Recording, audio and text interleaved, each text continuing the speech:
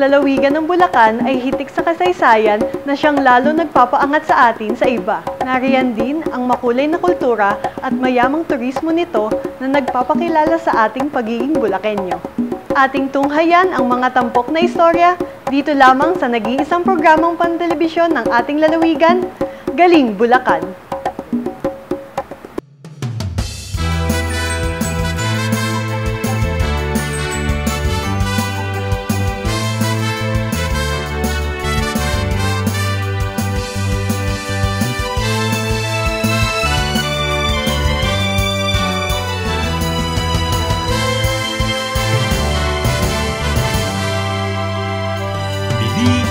Pasyalan ang magandang Bulacan, mga tao'y mapagmahal pala kaibigan.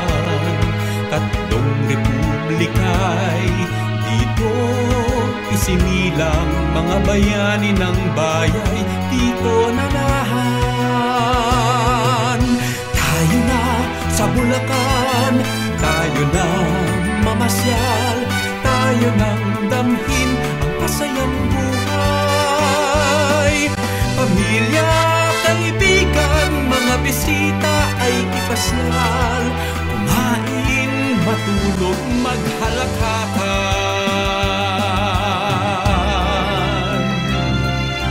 Tayo na sa Bulacan, tayo nang mamasyal, tayo nang damhin ang masayang buhay.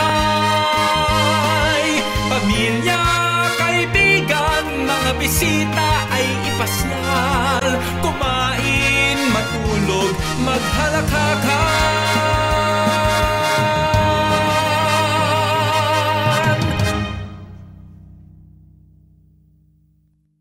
Ngayong tag-araw ay paniguradong naghahanap kayo ng maaaring puntahan na hindi lamang maiibsan ang init na inyong nararamdaman. Mag-e-enjoy rin kayo sa iba pang maaaring gawin dito. Halina't bisitahin ang San Rafael River Adventure. Atin ding saksihan kung paanong hinubog ng mga pangyayari sa Don Sebastian Ancestral House ang kasaysayan ng ating lalawigan.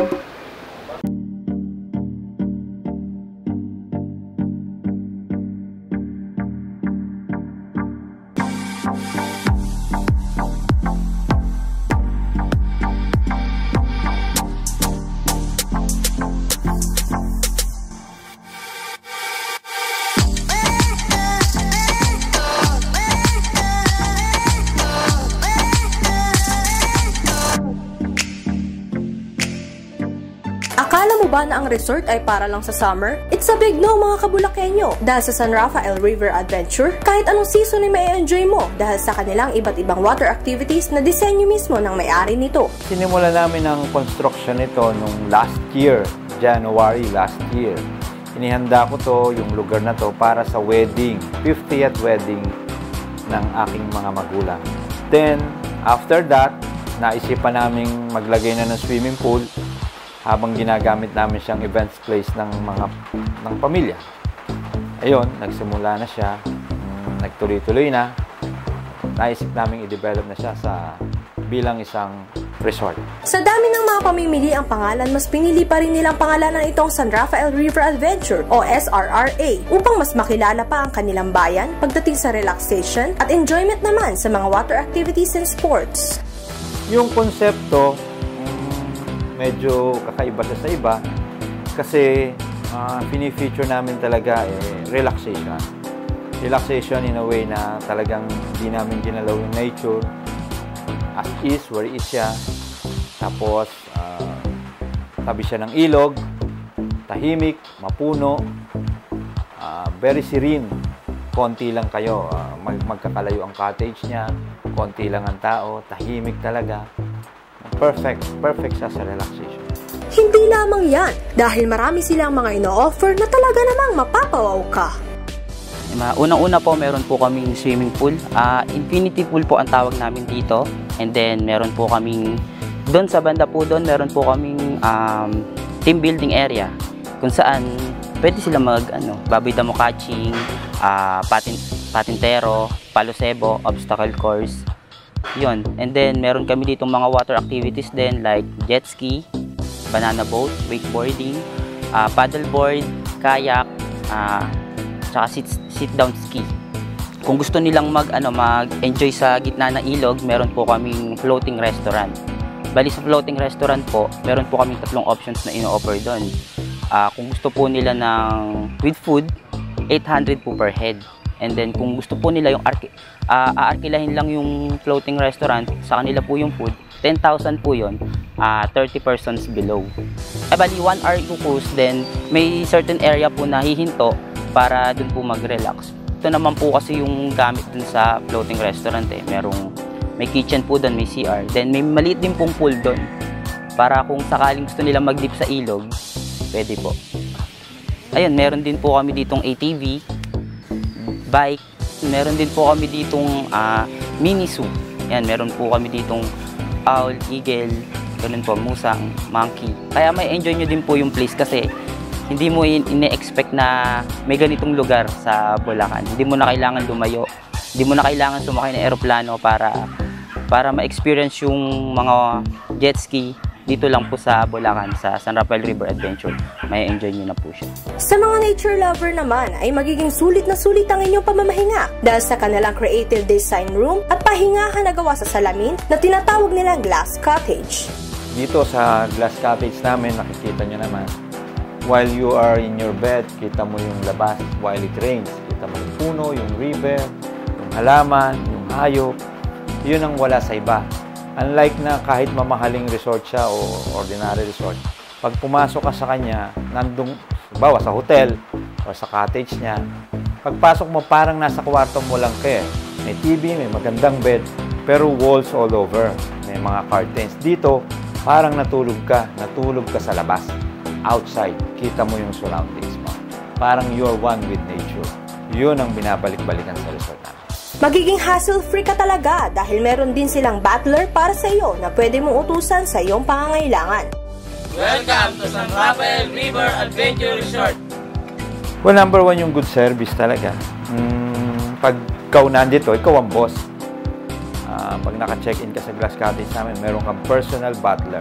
Yung personal butler mo, that will handle all your needs.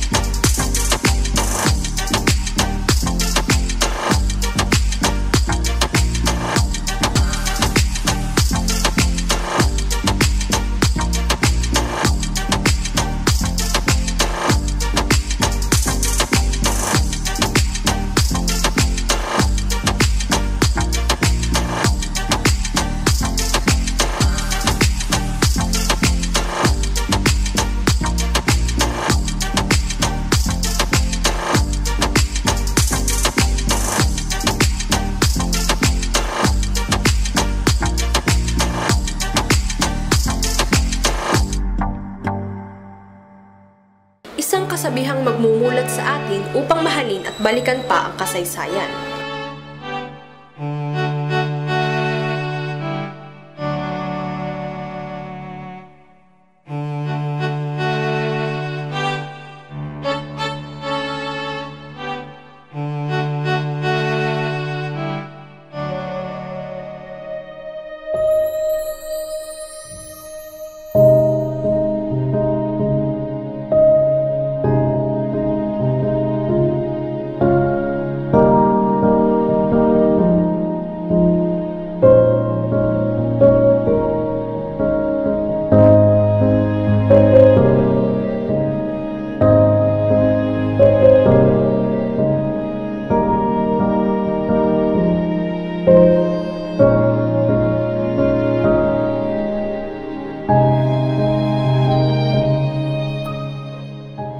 Isa na dito ang kwento ni Don Francisco Sebastian, ang kauna-unahang alkalde ng bayan ng Hagonoy.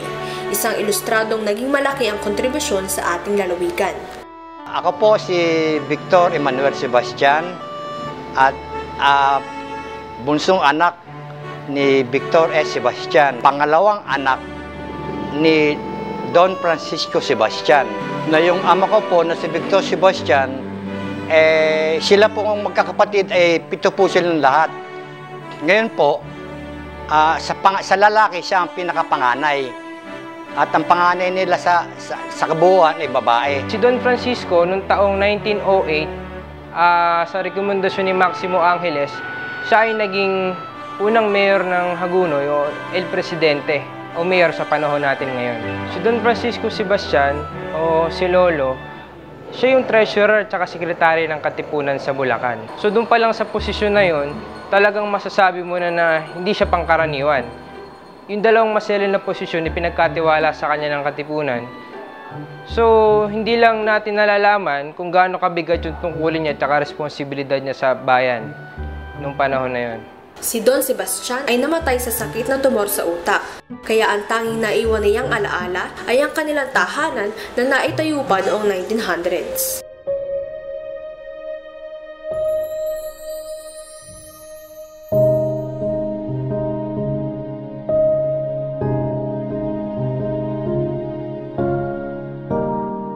Sa ngayon ay 115 taong gulang na ang kanilang tahanan, na siya ring naging unang munisipyo ng Hagonoy. Itong bahay na to, bukod sa ang tawag dito sa architecture ay bahay na bato. Ang kilala ko ay Danding, Consuelo, Abiling, Manuel. Ala ko masabi kundi mababait dahil yun napapagkausap namin nung araw. Nakakakain kami dito nung araw. Dahil kami nga inuutusan ng Consuelo nung araw dito, kanya kami napapanood. Nagpipiro kasi kami nung araw ng sigarilyo. Mahalaga ang bahay na to, gawa nung ito na lang ang natitirang matandang bahay na naging historical pa nga, gawa nung kay Don Francisco Sebastian. Kaya dapat lang na pag-ingatan at bigyan ng kahalagahan ang bahay nito. Naanayahan ko po kayong bumisita, bisitahin itong bahay ni Don Francisco Sebastian upang malaman din natin ang mga kahalagahan at malaman natin ang tunay na buhay ni Don Francisco Sebastian. At kung ano po, meron po tayong libro ng 50 taon ng Hagonoy, historical. Dito po natin makikita ang istorya ni Don Francisco at ng mga kasamahan pa nilang bumubuo ng Hagonoy. Kaya naman, noong ika-28 ng Hulyo 2015 ay naganap ang inaugurasyon at pagkilala ng Sebastian's House na maging ancestral house sapagkat parte ito ng kasaysayan na nararapat na pangalagaan ng kasalukuyang henerasyon.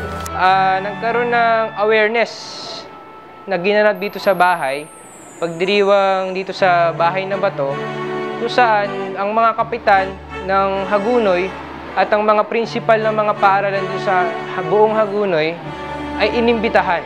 Actually, ang National Historical Commission of the Philippines ay nagpadala ng letter dito sa munisipyo upang bigyan ng TRO o Temporary Restraining Order para hindi magiba yung parte ng bahay. So, sa katulong ang Hagonoy, munisipyo ng Hagonoy, nagproklama sila ng isang resolusyon na itong bahay na ito ay isang mahalagang pamana ng Hagonoy at hindi na pwedeng galawin. Dahil maganda nga ito, nung araw.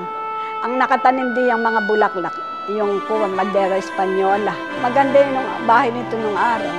Unang bahay ng matanda, kanya dapat ay alagaan. Minsan na din itong dumaan sa pagsubok na muntik nang gibain ang Sebastian's House. Ito kasing bahay, yung kalakihan kasi ng bahay, napunta sa amin. Itong bahay, nahati sa 4. Nahati sa 4. Ngayon, doon sa 4 na yon, sa mga magpipinsan, hindi namin namalaya na naibenta pala yung part niya kasi may kanya-kanyang titulo yung bahay. So, hindi namin alam na ibenta pala nung isa sa mga pinsan ng daddy ko, yung 125 square meters. Ayun na nga, naibenta pala doon na yung 125 square meters na ang gusto nung nakabili ay gawing apartment. Doon na kami nagsimula na kumilos under RA 10066 na Heritage Act of 2009, protektado siya dahil ito ay 50 years old and above na taon na kinukonsider na important cultural property. Bukod doon, ito ay napuntahan na rin ng mga engineer at architect ng National Historical Commission of the Philippines o NHCP. Napatunayan nilang 90% ng mga gamit dito ay intact pa at buo pa. Ang naging hakbang namin na buo ang isang samahan sa Facebook na Let's Save the House of Don Francisco Sebastian. Nagsimula na gawin tong awareness para alam ng mga karamihan sa mga nagdadaan dito. Pasok na siya para lagyan ng marker. Ika-categorize na lang yung bahay kung ano ba siya, kung important cultural property ba siya, o saan ba siya nahahanay. At yun, konting hintay na lang at makikilala na siya. At kung magkataon, ito ang kauna-unahang malalagyan ng national marker ng National Museum sa Bulacan.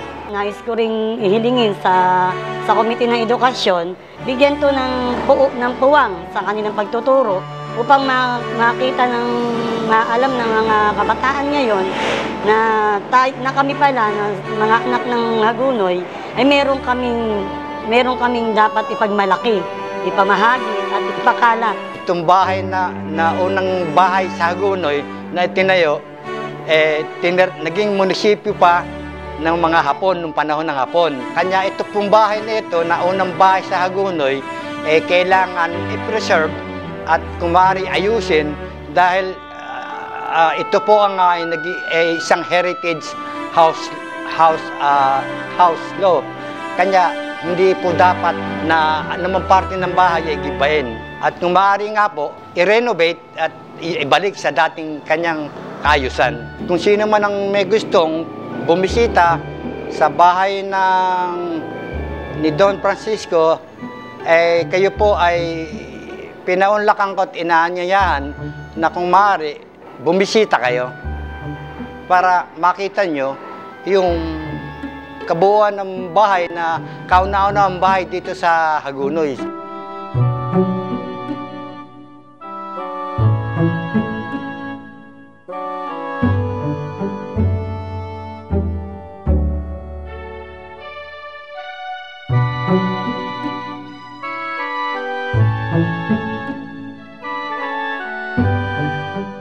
Ito ay nakakatulong sa mga mamamayan, especially sa mga estudyante, na ma-inform yung mga tao tungkol dun sa magagandang lugar sa Bulacan, ano yung mga specialty dito sa Bulacan. Tutulong din yan para yung mga taga-ibang lugar tangkilikin yung ating lugar. Tapos bilang guro naman, nakakatulong yung programa na Galing Bulacan dahil sa kapag may mga assignment yung mga bata, sinasabi ko na manood sila doon at marami silang natututuhan ng mga lugar na hindi nila alam dati.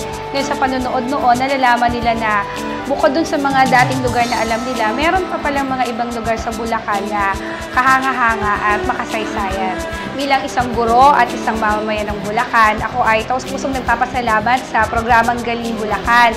Pati na rin sa mga tao na nasa likod ng programa na yon, lalo na sa ating butihing gobernador, dahil pinapakita niya yung pagmamahal niya sa mga Bulakenyo at yung sa taos-pusong pagsuporta niya para makilala ng buong bansa ang ating lalawigan. Walang iba kundi ang Bulacan. Malilan manood ng Galing Bulacan! Nagkakaroon ng interest yung mga bata ngayon, sa ngayon, na makita yung lugar na nakita ko na noon. Maipakita natin sa kanila na ang Bulacan, hindi basta-basta, ito'y panlaban, pang #1 talaga. Mailalaban natin sa ibang bansa ang kagandahan ng ating lalawigan. Sama-sama po tayong manood ng Galing Bulacan! Nakaka-proud po talaga kapag napapanood ko ang probinsya ng Bulacan. Lalo na kapag familiar ako sa bawat lugar. At nakakatuwang isipin na parte tayo sa mga pinagmamalaki ng Pilipinas. Kaya po sama-sama tayong manood ng Galing Bulacan sa ating cable channel. Kung dito lang pala sa Bulacan, napakadaming magagandang lugar. At katulad din po ng maraming masasarap na pagkain sa bawat bayan na matatagpuan sa ating lalawigan. Kaya po ang Galing Bulacan ay dapat tangkilikin ng lahat. Ito po ay nagbibigay sa amin ng kaalaman para po doon sa mga lugar na magagandang lugar na pwedeng pamasyalan, pwedeng puntahan ng sino man, lalo na po sa aming mga pasahero. Ay mabibigyan po namin ng advice sa mga pasahero namin. Kung sakali sila magtatanong sa amin, masasabi namin na hindi na sila dapat lumayo pa. Basta po ako na ito pong Galing Bulacan ay dapat natin hawakan at dapat natin itong tangkilikin. Kaya nagpapasalamat po kami, umasa po kayo na kaisa po ninyo ang hanay ng transportasyon sa inyo pong layunin upang mapaganda at patuloy na mapaayos at mapaunlad ang ating lalawigan. Maraming salamat po, mabuhay ang Galing Bulacan.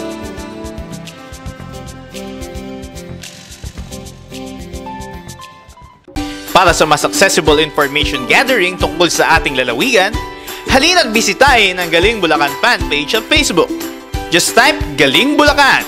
Pakilike lamang ito at maaari na kayong makapagbigay ng comment, suggestion, at request ng mga nais ninyong itampok sa Galing Bulacan, gaya ng mga negosyo, restaurant, produkto, personalidad, at iba pang may kinalaman sa Bulacan.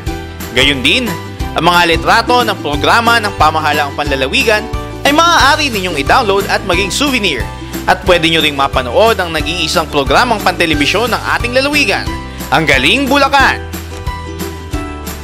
Dahil po sa program nyo, napapakita yung mga magaganda pang lugar dito sa ating lalawigan at ang mga gawang Bulacan. Na-inform nyo po ang bawat Bulacanyo kagaya ko.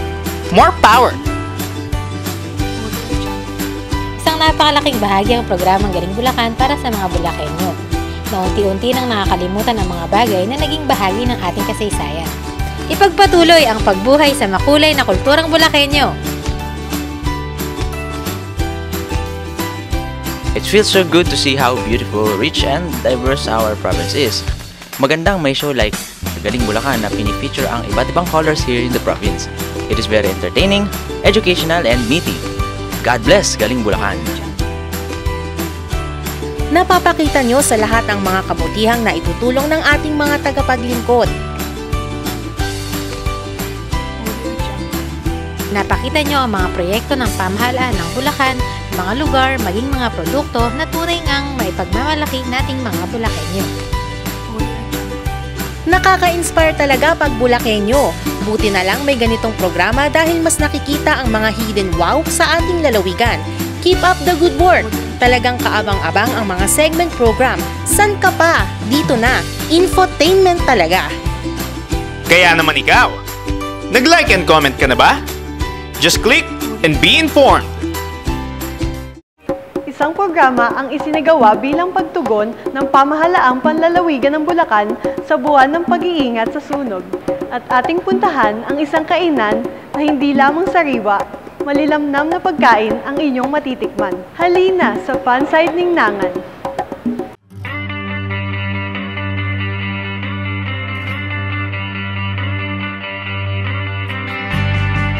All-time favorite inihaw at marami pang pagpipili ang pagkain para sa lahat. Yan ang haing hatid ng pinakabagong makakainan dito sa Tabang Ginto, Bulacan. It's more fun at Fanside Ningnangan!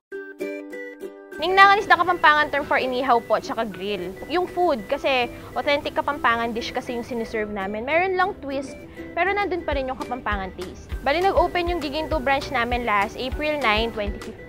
Store hours, open po kami nung 10 to 11 p.m. Pero acceptance ng customers until 10:45 p.m. Price range po ng mga pagkain namin, affordable naman siya. Sa 100 pesos, may complete meal ka na. Salmon belly, sinigang sa miso, buttered shrimp, baked tahong, bulalo, grilled squid, barbecue, crispy pata at lechong kawali. Ilan lamang ito sa mga bestsellers ng Ningnangan. Sa sinigang sa miso natin, kailangan po natin ng labanos, okra, sitaw, at siling laki. At kailangan rin po natin ng luya, sibuyas, at kamatis. First step po na, kailangan po natin ng mantika, sibuyas, luya, kamatis. Nalagay po natin ang belly.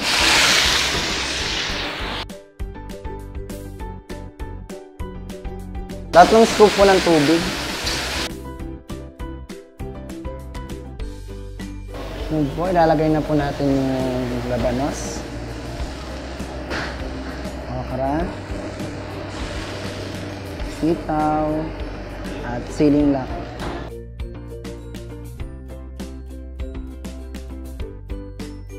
Then, lalagyan na po natin siya ng miso.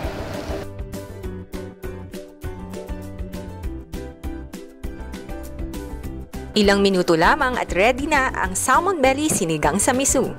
Para naman sa buttered shrimp, una ay pinakukulaan ng hipon sa tubig na may asin at kung ito'y bahagya ng naluto, tsaka ito hahanguin upang igisa sa garlic at butter. Mabilis na serbisyo, talaga namang mabubusog ang mata mo sa dami ng pagpipilian dito.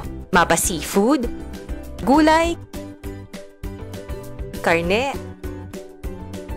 at iba't ibang klase ng barbecue mayroon sa ningnangan niyan. Kaya naman ito ang masasabi ng kanilang mga satisfied customers. Una, syempre yung food, then second yung ambience niya. Malamig, komportable.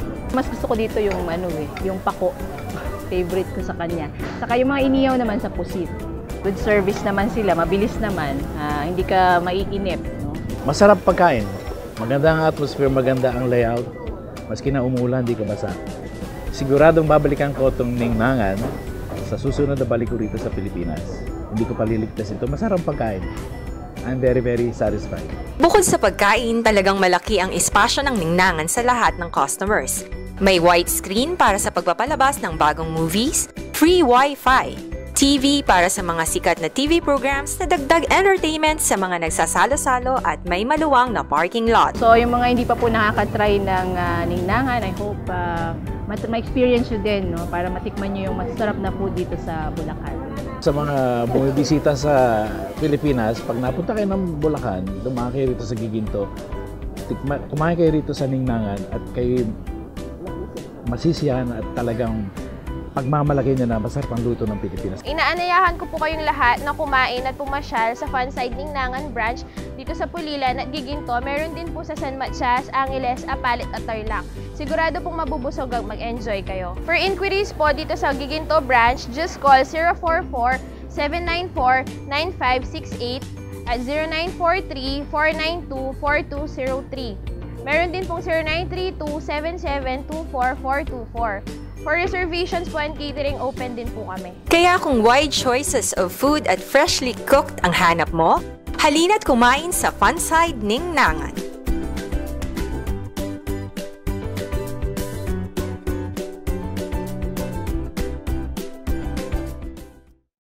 Sakuna at banta sa kaligtasan, ito ay hindi na bago sa panahon natin ngayon kung saan kabi-kabila ang ganitong balita. Kaya't lalong pinaigting ng pamahalaang panlalawigan ang paghahanda upang maiwasan ang insidente ng sunog ngayong tag-init.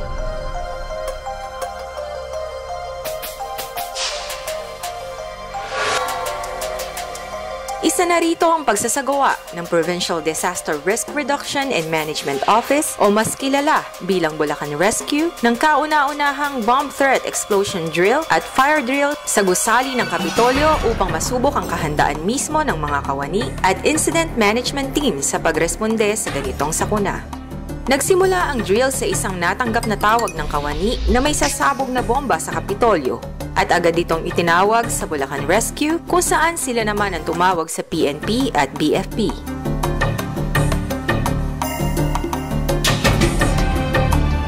Halimbawa, nakatanggap ka ng tawag na may bomb threat, ano yung necessary na salita o response na dapat gawin mo dun sa caller? Pagtatagalin mo ba yung tawag, hihingi ka ba ng mga impormasyon? Kasi maaari yung naririnig mo sa background ay makatulong doon sa mga may kapangyarihan para ma-assess kung nasaan lugar yung caller at ano talaga yung motibo niya. So, saan mo itatawag? Kanino ka unang pinuno na pupunta para i-report at ano yung mga necessary actions na dapat ding gawin ng mga may kapangyarihan para magsagawa ng assessment o inspection doon sa lugar na may tawag. Matapos ang incident report, agarang dumating ang kinauukulan upang iligtas at kalmadong mailabas ng gusali ang mga kawani patungo sa Capital Mini Forest.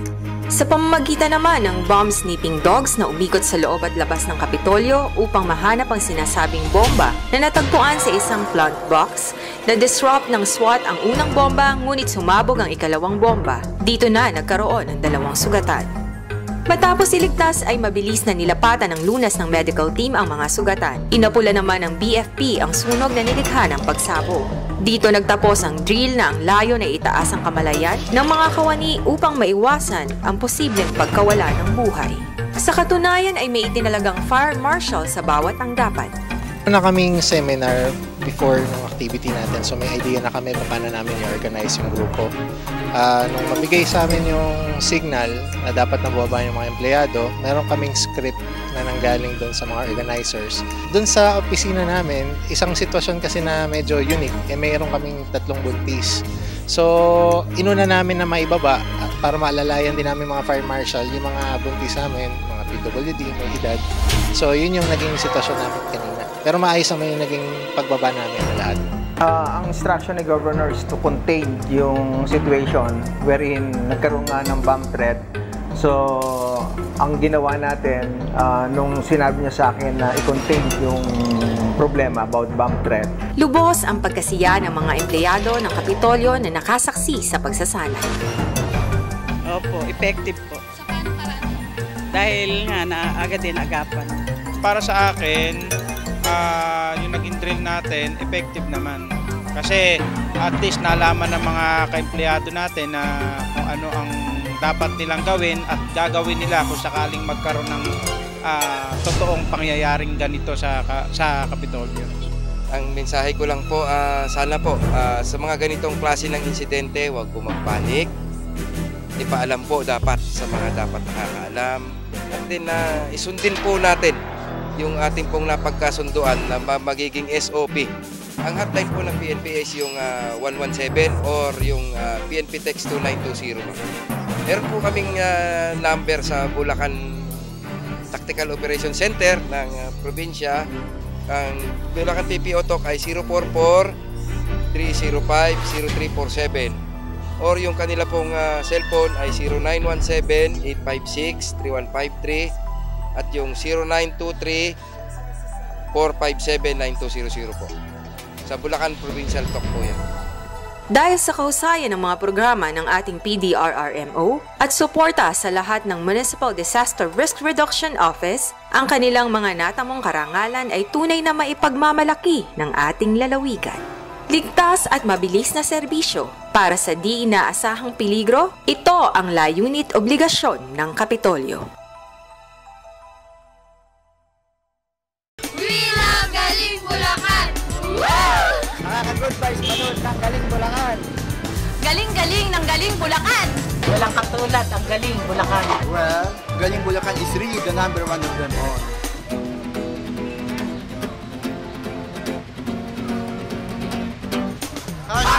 #Galing Bulacan! Tumagal pa sana ang Galing Bulacan. Updated ako lagi dahil sa Galing Bulacan. Very informative. Very educational. Super like namin ang Galing Bulacan! Nandito ang trending, Galing Bulacan! Di ko talaga pinalalagpas sa mga episodes. Minsan, inuulit ko pa panoorin sa YouTube. Natututo talaga ako sa Galing Bulacan. Dami kong nalaman na hindi ko alam noon about sa Bulacan. Galing-galing!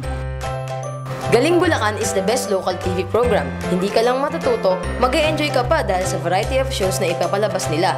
And I'm sure na makaka-relate ang mga viewers of all ages. I love infotainment shows, that's why I love Galing Bulacan. Matututunan mo ring i-appreciate ang pinagmulan mo. Mapapaisip ka na lang na hindi mo na pala kailangang lumayo. Kasi mayroon naman pala tayong sariling ating.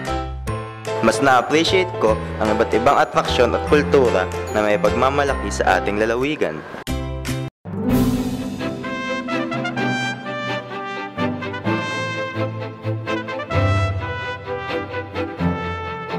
Bahagi po ako nanonood ng Galing Bulacan kasi marami po akong natututunan at naibabahagi ko rin naman po sa iba. Palagi po talagang inaabangan yung Galing Bulacan. Malaking bagay po yung natutulong sa amin ng Galing Bulacan TV program. Kasi po, pagka, for example, may project kami, may mga inputs po kami na nakukuha doon na nai-apply po namin sa projects namin. Dalas ako manood nung sa Galing Bulacan kasi madami ko natututunan sa kanalalaman na ano. So, bukod dun sa mga tourist spots, historical spots natin, mostly ang alam ko lang kasi since dito ako sa Malolos, yung dito lang na mga pasyalan. Hindi ko alam na dito pala sa Bulacan, marami pa rin tayong mga tourist at historical spots. Kaya tuwing manonood ako ng TV, lagi kong inaabangan yung show na Galing Bulacan. Well, first, syempre, taga Bulacan ako. Yung mga ganong shows dapat talagang pinanonood ng kapwa natin Bulakenyo. At the same time, yung mga historical, like yung mga Singkapan Festival, yung mga history ng Bulacan. So, isa yun sa mga reason kung bakit na madalas ako nanonood ng program ng Galing Bulacan. Usually, dahil negosyante nga kami dito, pag may time na namimiss ko yung certain episode, I make it a point na pag may time ako sa gabi, I went to YouTube site, tapos sinesearch ko yung mga latest episode and yung pinapanood namin. Actually, me and my family do that once in a while. Bawat segundo, bawat minuto, bawat oras ay maraming kaganapan sa ating lalawigan. Kaya naman wag nang magpahuli sa Balitang Bulakenyo. Narito na, Bulacan in a Minute.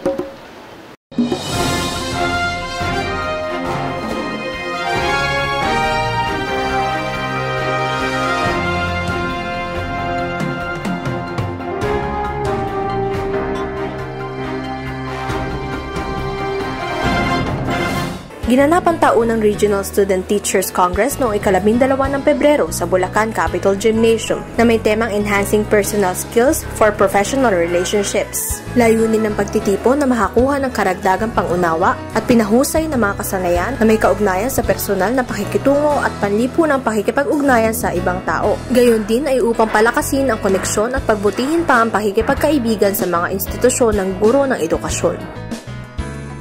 Upang mapalakas naman ang mga kabuhayan ng mga manggagawa sa larangan ng agrikultura, namahagi ang Department of Agriculture sa pangunguna ni DA Secretary Proceso Alcala kasama sina Gov. Wilhelmino MC Alvarado at Vice Gobernador Daniel R. Fernando sa lalawigan ng Bulacan ng mga kagamitan at proyektong pag-agrikultura sa mga Bulakenyo magsasaka at mangingisda noong ika-1 ng Marso.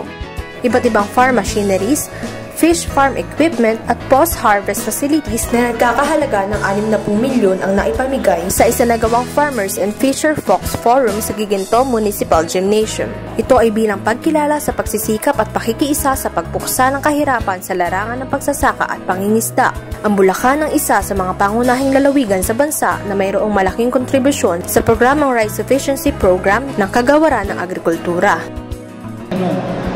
Yung kung ipinamigay nating mga proyekto, I think nararamdaman ko na magsasaka at mangingisda ang kakaibang programa. Programa ng biyaya ipinibigay ko sa inyo ay personal na dinadala sa banyo. Magandang ani! Magandang buhay! Bulacan! Ay na buhay! Ating kong palapangan ng ating mga sarili. Naging matagumpay naman ang taon ng Regional Quran Reading Competition noong ika-4 ng Marso kung saan ang suporta ng ama ng lalawigan, Governor Wilhelmino MC Alvarado, ay talaga namang nadama ng mga kapatid nating Muslim. Kung paman po, alam natin na ang ating lugar dito sa Luzon ay pinamamakayan na at pinamumunuan ng ating mga Muslim, our ancestors, the Muslim brothers. At alam po natin ang kahalagahan ninyo sa economic development ng ating bansa. Dito po sa lalawigan ng Bulacan, isa na siguro po sa ating probinsya ng buong bansang Pilipinas ang merong mahuhusay at masisipag na negosyante na nagiging inspirasyon ng ating mga kalalawigan dito sa lalawigan ng Bulacan.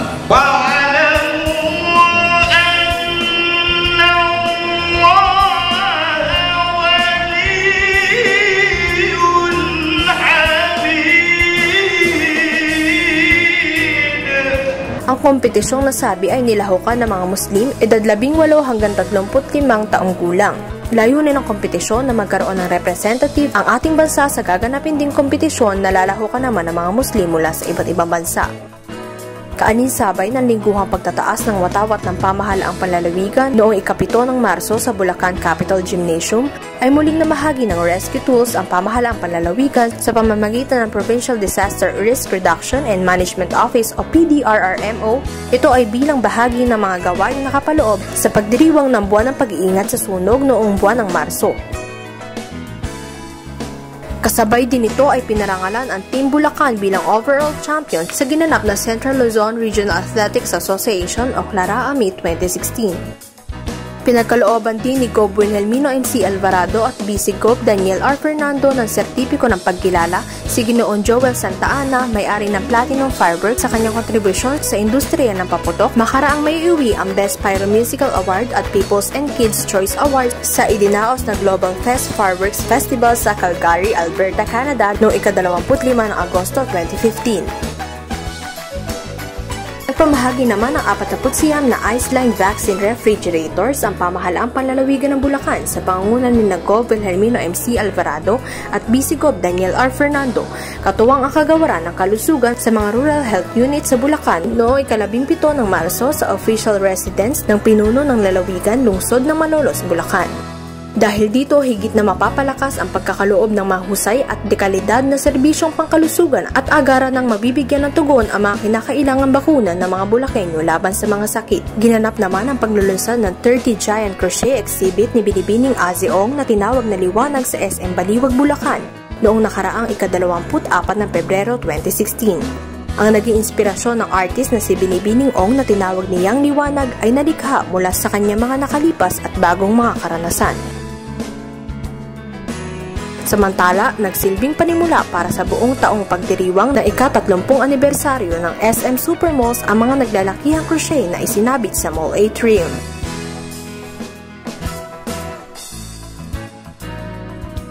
Kasama si Gov. Wilhelmino MC Alvarado, muli nagkaloob ng serbisyo ang programang Kapitolyo sa Barangay noong ika-11 ng Marso na ginanap sa Poblasyon 2 ng Marilao.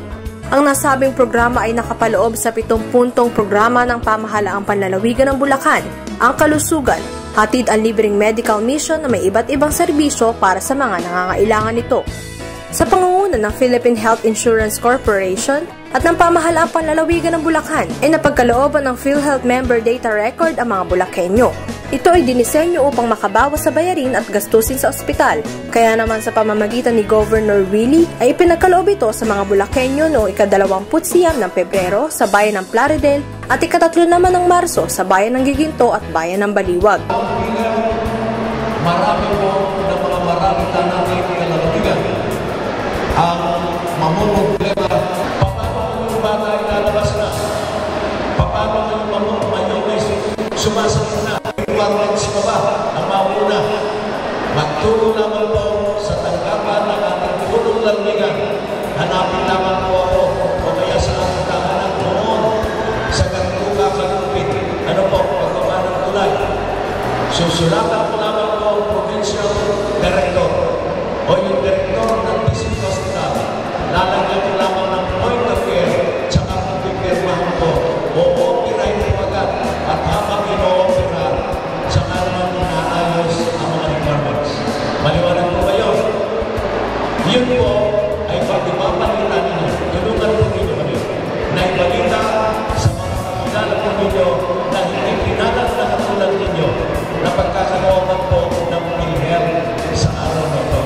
Pamamanap, normal cesarean, operasyon sa goiter, myoma, appendicitis, pagkasakot, prostate, ibang tayo. Kami po ang pumibili. Bawal pumibili gano'n, bawal ang mayroon pagkalas, bibigyan pa po namin ng PhilHealth para magamit ang pamilya sa Bawal sa ito. Ating natunghayan ang katangi-tanging mga lugar dito sa Bulacan na maaari nating pasyalan ngayong tag-araw. Gayon din, tayo naging saksi sa iba't ibang mga gawain ng pamalahang panlalawigan ng Bulacan na tumutugon sa pangangailangan ng bawat Bulakenyo. Dito po nagtatapos ang ating palatuntunan at sana'y huwag po kayong magsasawang sumubaybay sa ating programa. Sakaling ito'y inyong makaligtaan, maaari itong mapanood sa YouTube At para sa mga nais magbigay ng feedback and story suggestions, paki-like lamang po sa Facebook ang Galing Bulacan TV program. Hanggang sa susunod na linggo, sa ngalan ni Governor Wilhelmino MC Alvarado, 10 ng bumubuo ng Provincial Public Affairs Production Staff, ito po ang inyong kalalawigan, Luis Gail Cotaco, mula sa bayan ng Balagtas. Huwag maging dayuhan sa iyong sariling bayan. Tuklasin ang ganda at galing ng ating lalawigan.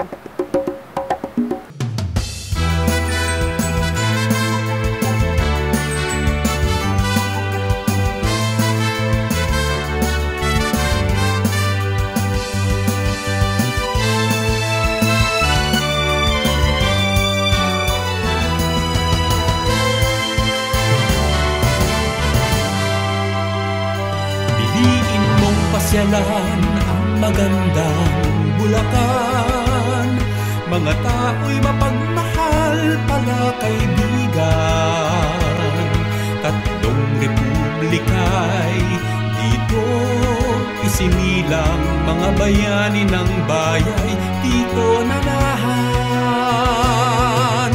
Tayo na sa Bulacan, tayo na mamasyal, tayo ng damhin.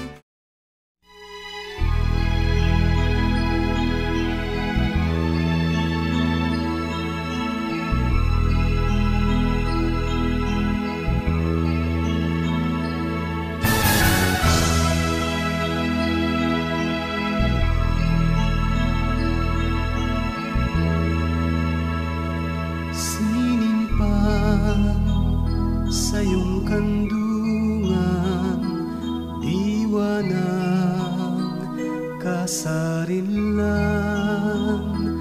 o dakilang lalawigan, puso ng sambayanan.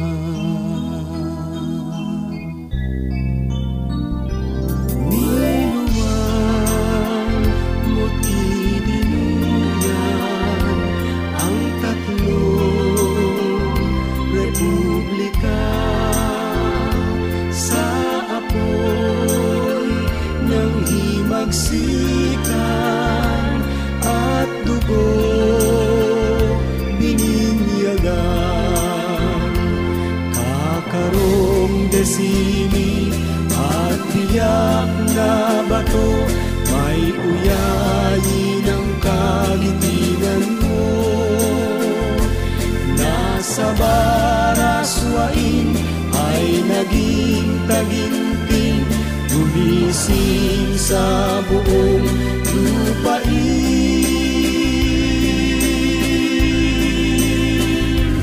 Bulacan, habang may buhay, aming pagsasanggalang, demokrasya at kalayaan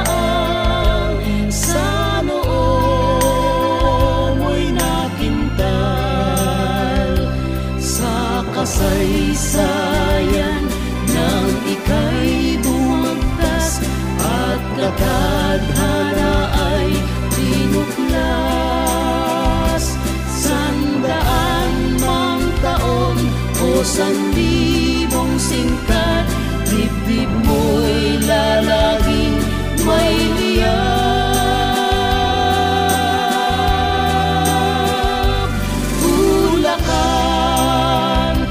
Habang may buhay, aming pagsasanggalang, demokrasya at kalayaan sa loob